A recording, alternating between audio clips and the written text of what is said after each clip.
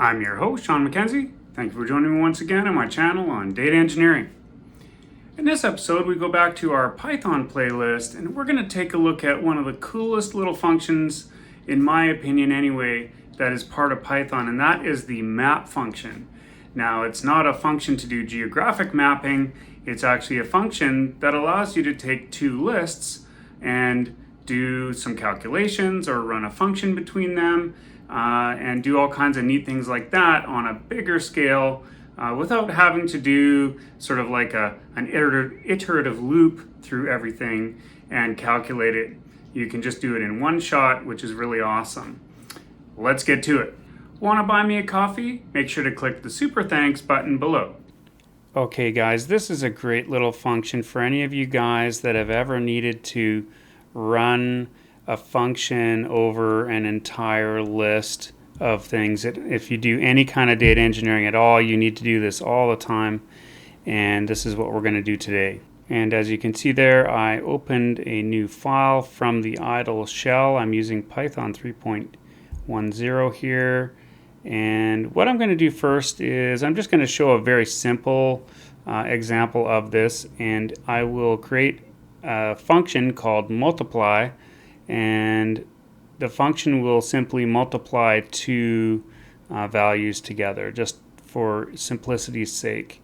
And so if we put in 1 times 2 in here, it'll return 2. But what if we wanted to calculate for all of the values in one list against all of the values in another list? And we can do that using the map function. So I'll create my first list here with 1, 2, 3 in it, and my second list I'll just put 10, 20, 30, and then what we'll do is we'll use the map function to create a return value that is a list of the multiply function used for all of the values. And so you can type in map and then the function you're going to use and then the iterative lists that you have there, A and B, and then you can essentially have the operation done for all of the values in those two lists. And so what I'll do is I'll print off the results there, and as you can see, it did the multiplication. It gave 10, 40, and 90, which is 1 times 10, 2 times 20, and 3 times 30.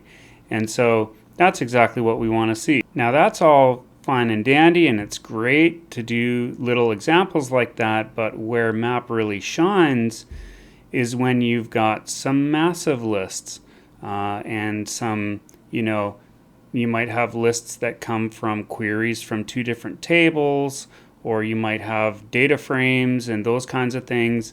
And so you can use the map function between those, which really makes it super flexible and super handy for those situations. And so what I'm going to do here is I'm using the SQLite 3 library and pandas as well, and I'm going to connect to the little Chinook database, which is a free test database that you can download. I'll put the link in the description. Next, what we're going to do is we're going to create our try, except, and finally block that you guys have probably seen a million times on my channel here when we do connections to databases. Now this is probably the simplest database connection you'll ever do, which is simply specifying the sq.connect and then putting the database file name in there.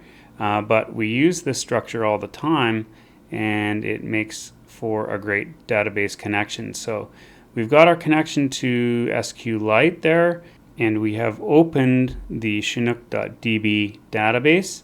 And inside of that database, for this example, what I'm going to do is I'm going to select the last name, first name from customers and order by last name. Now this is going to give us a nice example with a bunch of rows in a table, and it's going to allow us to do a little function that's going to return a list for us for whatever purpose that we need it for. And to do that, we'll set our CS variable equal to our connection.cursor, and then we'll do a pd.readSQL, that's our pandas, and we're going to load that names variable with the result set from the SQL that we're asking for. Then I'll print the names, the top 10, the head 10 records, and the tail 10 records of that data frame, and that's going to give us something to look at so that we can have something a bit more meaty than doing a little example with just 3 entries in each list. To complete our structure here, we're going to put our exception as E, and all we're going to do with that error is just print it off if we get one. And then in our finally block, what we'll do is we'll say if there's a connection, we'll close it, just to make sure that the database connection is closed. And so I'll put a little bit of feedback there just so that we know that the connection was closed. And then at the end of our script here, what we'll do is we'll just print done regardless of what happens. And so that's going to allow us to have a little bit of feedback. Okay, great. So there we go. So we asked for the top 10 and last 10 records in the data frame, and there they are. So we've got Roberto Almeida and Julia Barnett and Ellie Sullivan, and that's what we want to see. And now we could actually ask for a name concatenation from the database, or we could do a name concatenation using pandas. But sometimes it's very helpful if you have a complex function, a complex Python function. It's very useful to be able to do that using map instead. And so in this case, we are going to use a simple function in here. But what we'll do is we're going to return last name, comma, first name as our full name function. And that's going to allow us to use that last name, the first name, whatever we pass into that function, and it will return the string with last and then a comma and then first. And that's going to make the entire return value.